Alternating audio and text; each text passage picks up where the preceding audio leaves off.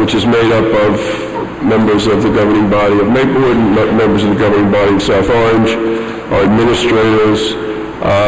We looked at the manager report, we looked at our current staffing, and we agreed that we would maintain the minimum of 14 that we have right now. Right now we have an 8-person minimum in Maplewood and a 6-person minimum in South Orange. So the minimum of 14 doesn't change in either count. It's going to be the same. What's changed is we're going from 18 maximum to 17 maximum. So there is a change there. And there's 4 shifts, so that's 4 firefighters right there. So we felt that was a reasonable goal to put out there. And it was backed up by the mandatory report. So that's how we move forward. So I was asked how we got there. That's how we got there. So we put that information out at least a year ago, that we were talking about 70, that we were talking about platoons of 17. And so that information has been out there. We've heard more recently in our meetings with the 2 unions and the state FMBA at the table that there were concerns about the 70. I'm not going to negotiate in public or in the press, but I will say that at our last planning meeting, we said that that's the framework we are entering these conversations with, 70, and we will, anything that gets put on the table we'll discuss. So if they come back and present something, we will discuss that. And so that's where we left it last Friday at our planning meeting. Because we had a request from our local, they came back with some different numbers. Would we think about it? And I said, we will think about it. We're not going to negotiate necessarily and say, this and that and the other thing, but put it on the table and we'll discuss it. So that's where we are. So tonight, this resolution, we've been focusing, or the speakers have been focusing on the whereases, but the important thing is that this resolution is the be it resolved, and that's the action item in a resolution. So this action item says that contrary to what we were thinking about before, where Maplewood would essentially consolidate and be the lead agency, we are now moving in the direction of a joint meeting, which means equal responsibility and decision-making by the 2 governing bodies or by their representatives into this new entity, and that this new entity would be part of civil service. That was made clear to us. That if we wanted to move the ball further, we had to agree to go civil service. We thought long and hard about it here, and we agreed to do that. So this essentially says that. That's what this resolution primarily says. It says that we're going to be a joint meeting. We're not going to be the consolidation that we were before. We're not going to disband any department, civil service. We're going to be a civil service department. It also then sets forth other things about that the professionals are going to be preparing an ordinance and a term sheet. It talks about working to do standard operating procedures. It talks about merger costs and seeking financial assistance from the state, and working with civil service to get all the waivers that are necessary to protect the new hires that we've hired here and any other promotions that we make here, because there's a thing in the law that says you have to be in place a year in order to be protected by civil service. So that's what this is about. That's what this resolution says. It also says in one of the whereases, and there are 1, 2, 3, 4, 5, 6 whereases, it says that the Joint Exploratory Committee reached a number of agreements, including but not limited to, and then it says no firehouses will be closed, no major apparatus will be removed, 70 uniformed fire personnel with 1 fire chief, each tour will have 17, no layoffs. So that's a statement of fact, because that's what we did. The Joint Exploratory Committee did that. So to say to remove it is to say that they're taking out some facts. That's what we did. Now, it doesn't say that that's going to be the end. And by the way, the only way the joint meeting gets established is not by a resolution, but by an ordinance from each town. And that ordinance will establish the joint meeting, it will establish the table of organization. All that stuff will be done at the ordinance stage. So the concern about the staffing is justified, but it is still a bit premature. We have more conversations to have, and before we get to the ordinance, that all will be hammered out. It may still be at 70, it may be a different number. So that's why when I was asked to change the ordinance, I said no, change the resolution. I said no, because the resolution just reflects the facts. The facts are that the Joint Exploratory Committee settled on that number 70. For now. For now. For now. It may end up to be there. But that's where we're going in. That's the framework. You've got to have something in order to try to do the planning and to have these conversations. So that's where we are. I would support this as because the resolution as is. The most important thing is that it sets up a joint meeting. It makes it very clear that a joint meeting is going to be civil service, and it sets up the roles that we're going to take with our professional staff and trying to find money. All this is important because this Joint Exploratory Committee needs to have the backing of both governing bodies in order to move forward. So that's what this is about. So I recognize the concerns. I think all parties should stay at the table, continue to have the conversation. I think Maplewood has proven that we have maintained the table of organization. We have people in the academy right now. That's all I'm going to say. I think we should vote on it as is. There's a lot more votes that are going to take place, and when we get to an ordinance, that's going to be the final vote. That's going to be the final vote, right? Yeah. I agree with those comments. Okay. So, if not, I'll take a motion on the consent agenda. Mayor, could we take out number 9, resolution number 177-19?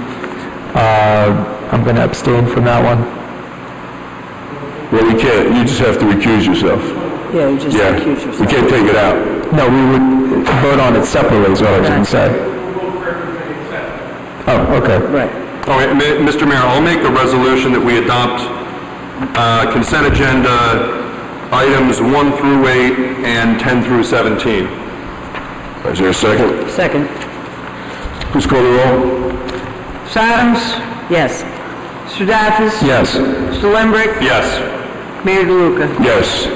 We need a resolution on item 9. Motion. Motion, sorry. So moved. Second. Please call the roll.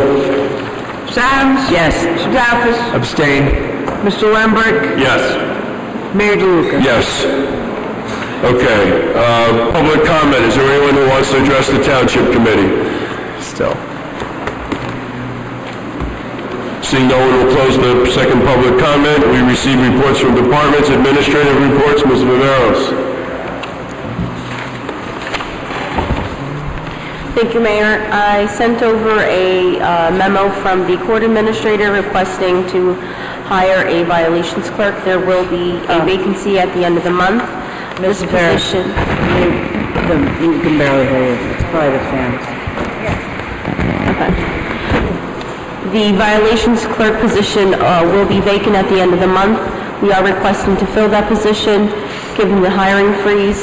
This is a administrative, task-oriented position, requires filing of tickets, summonses, and placing anything else into the data system.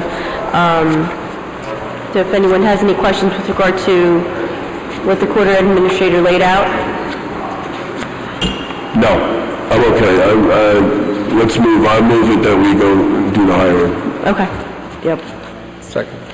Call roll. Mr. Adams?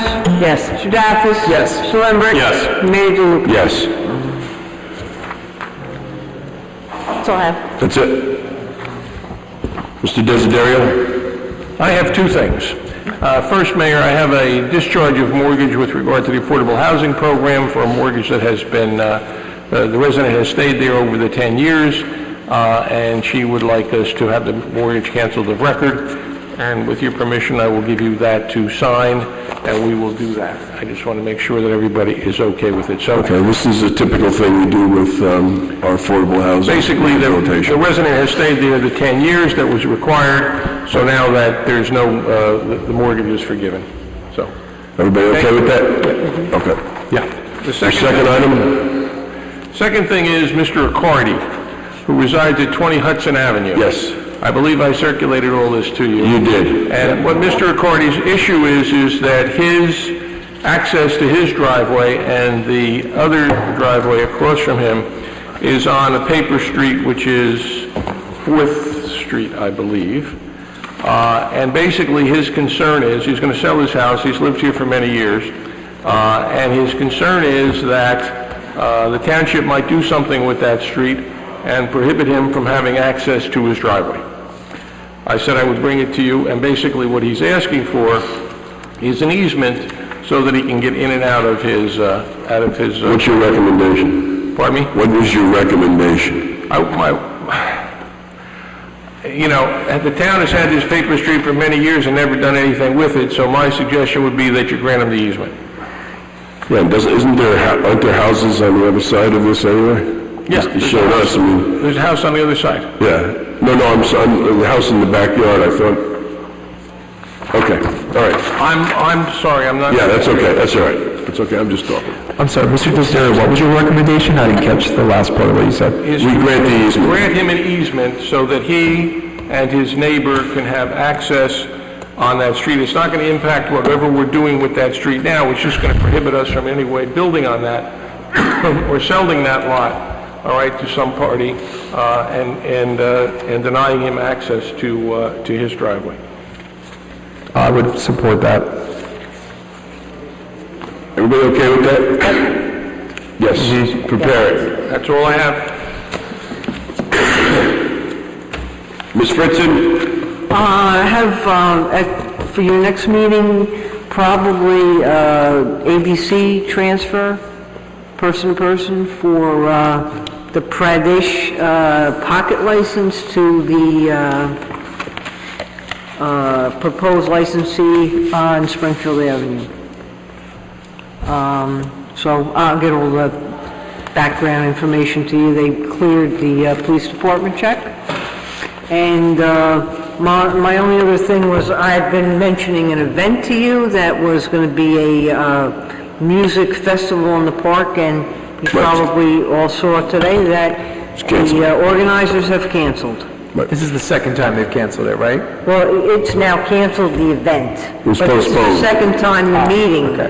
So, Ms. Fritzen, on the ABC, I saw something in the news record, it was a legal notice about wine.com. You don't miss a trick, Mayor. No. That's the other thing I was going to mention, maybe not for the 6th, the 3rd rather, but wine.com is apparently having just a change in corporate structure. Right. So corporate structures do not require hearings, but they listed in their notice of hearing. So Do we have an option? we certainly have an option, Okay. and I would suggest, just my suggestion, that you do have the hearing. Yeah, I want a hearing because with wine.com, this is a facility that's on Rutgers, and they do everything by internet, the internet ordering. It's also a web-based operation. But when we spoke to them also about having a retail, or at least the ability of people to come in and use that facility. So, and I think we just want to hear their plans. I also wanted to say that they have a new manager, so I don't know the person, but I'm meeting with them next week just to go over exactly that, because Pierre, the manager for many, many years, is no longer there. Okay. And the new person just, I don't know if they brought him in or they were promoted, so I have an appointment to meet with him next week. Okay. Anything else from Ms. Fritzen? Okay. So it's 20 to 12. Wow. Ms. Adams, any report? Other than my condolences to the families and sorrow that's felt in our community after this weekend's events, there's really nothing more to say about that other than we all feel it and we're all affected by it. So other than that, I have no other report, Mayor. Mr. Daffis?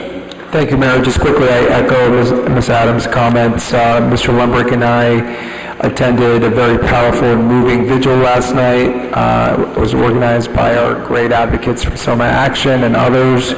We all came together and once again to take a stand against gun violence in our country and to mobilize folks and encourage them to take action, because thoughts and prayers are not enough. We have to take action, and there are things that we all can do every single day. I also want to talk about domestic violence and how here locally there is a domestic violence crisis prevention team, which is a team dedicated through our Maplewood Police Department as required by law through the Essex County's Prosecutor's Office. And I want to encourage anyone out there, if you need access to services and resources, please do not wait until the last minute. If you are comfortable contacting the police department, which is completely understandable, you can certainly do the same, access the same services and resources through our Division of Health by contacting Ms. Candace Davenport, or through our Human Services Local Planning Assistance through Director Beverly Ashman, who is a trained social worker specializing in dealing with issues in domestic violence. So please reach out. There are resources. There is help out there. Do not wait until the last minute. Thank you. Mr. Lambert? Thank you, Mr. Mayor. You know, it was a very difficult weekend, I think, for our country, and particularly devastating for our community. I'll reiterate what my colleagues have said, but I also want to give some praise, and you know, more may come out about this in the days and weeks to come. Some will probably never be known, but the efforts of the men and women of the Maplewood Police Department this weekend were outstanding. This community was really well served by our men and women in uniform this weekend. Our chief, Jimmy Duvall, put the right people in the right places and let them do their job.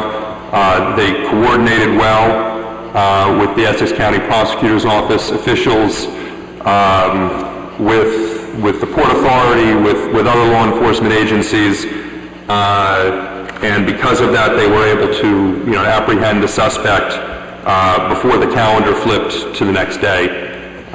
Just a few hours after this incident occurred, through some pretty remarkable citizen action, some residents, witnesses, friends of the deceased who came forward with information that allowed our officers to do really heroic work on Saturday.